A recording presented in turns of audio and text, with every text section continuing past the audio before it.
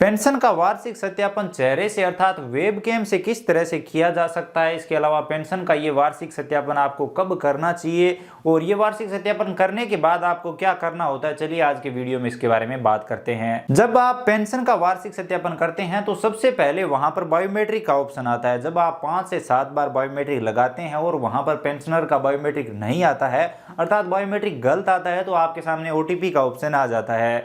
अगर आप वहां पर ज़्यादा बार ओटीपी गलत दे देते हैं या फिर आधार कार्ड में मोबाइल नंबर रजिस्टर नहीं होता है, ओटीपी आपका नहीं आता है, तो आपको वहां पर कैमरे वाला ऑप्शन मिलता है जहां पर आप कैमरे से पेंशनर का वार्षिक सत्यापन कर सकते हैं। अब कैमरे से सत्यापन करने के लिए आपके पास कोई एक्स्ट्रा वेबकैम होना कोई जरूरी नहीं है। अगर आपके पास अपना लैपटॉप है तो आप अपने लैपटॉप से किसी भी पेंशनर का वेबकैम से वार्षिक सत्यापन कर सकते हैं। अपने कंप्यूटर या लैपटॉप से वेबकैम से वार्षिक सत्यापन करने के लिए आपको अपने कंप्यूटर या लैपटॉप में एक सॉफ्टवेयर डाउनलोड करके इंस्टॉल करना होगा, उसके बाद ही आप वेबकैम से सत्यापन कर सकते हैं। अगर आप चाहते हैं कि इस पर भी मैं आपको एक कंप्लीट वीडियो बनाकर बताऊं जिसमें मैं आपको बताऊं कि ये फ्लैश प्लेयर किस तरह से आप डाउनलोड करके इंस्टॉल कर सकते हो, तो आप कमेंट में बता सकते हो। बाकी सत्यापन का प्रोसेस सेम ही होता है। जैसे ही आप पेंशनर का फोटो ले लेते हैं उसके बाद वही आगे का प्रोसेस होता है। आपसे पूछा जाता है कि पेंशनर जिंदा है या नहीं, पेंशनर की आय बढ़ी है या नहीं, इसके अलावा अगर विधवा वाला है तो पेंशनर की दोबारा शादी हुई है या नहीं, वही से पूछा जाता है। उसके बाद आप वहां पर पेंशनर का वार्षिक सत्यापन कर पाते हैं। अब चलिए बात करते हैं कि पेंशनर का वार्षिक सत्यापन आपको वेबकैम से कब करना चाहिए।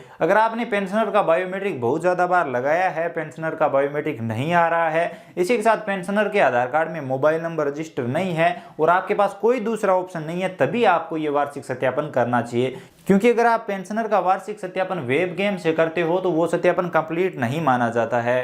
पेंशनर को वेबकैम से सत्यापन करवाने के बाद वो रिसिप्ट लेकर पेंशन जारीकर्ता अधिकारी के पास जाना होता है, वहां पर वो रिसिप्ट दिखानी होती है, उसके बाद वो अधिकारी कंप्लीट सत्यापन करता है। तो इस तरह से ये कंप्लीट सत्यापन होता है। अगर आप ओटीपी या फिर बायोमेट्रिक से पेंशनर का वार्षिक सत्यापन करते हो तो उसमें पेंशनर को बाद में कोई भी दिक्कत नहीं आती है और ना ही कहीं जाना पड़ता है। लेकिन अगर आप वेबकैम से वार्षिक सत्यापन करते हो तो पेंशनर को वो सत्यापन वाली रिसिप्ट लेकर अपने पेंशन जारीकर्ता अधिकारी के पास जाना होता है।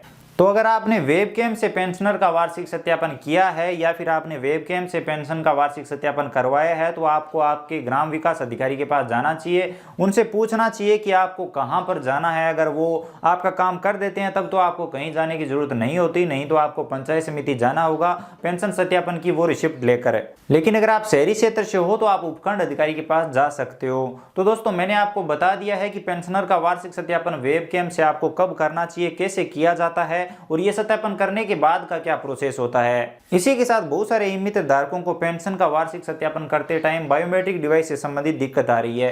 क्रोम ब्राउजर में मंत्रा बायोमेट्रिक डिवाइस नहीं चल रही है, तो आपको कोई जरूरी नहीं है कि आप क्रोम ब्राउजर में पेंशन का वार्षिक सत्यापन करें। आप दूसरे ब्राउजर का इस्तेमाल कर लीजिए, मोजिला फायरफॉक्स ब्राउजर का इस्तेमाल कर लीजिए, उसमें मंत्रा बायोमेट्रिक डिवाइस बहुत ही आसानी से चलेगी और इसके बारे में मैं कई वीडियो में बता चुका हूं। तो दोस्तों अब आपको कंप्लीट जानकारी समझ में आ गई होगी, वीडियो पसंद आया होगा। तो अगर आपको वीडियो पसंद आया है, जानकारी समझ में आई है तो वीडियो को लाइक करिए, अपने दोस्तों के साथ शेयर करिए और अगर आप चैनल पर नए हो तो चैनल को सब्सक्राइब करके बेल आइकन प्रेस कर लीजिए ताकि आगे हम जो भी वीडियो अपलोड करें उसका नोटिफिकेशन आपको सबसे पहले मिल सके।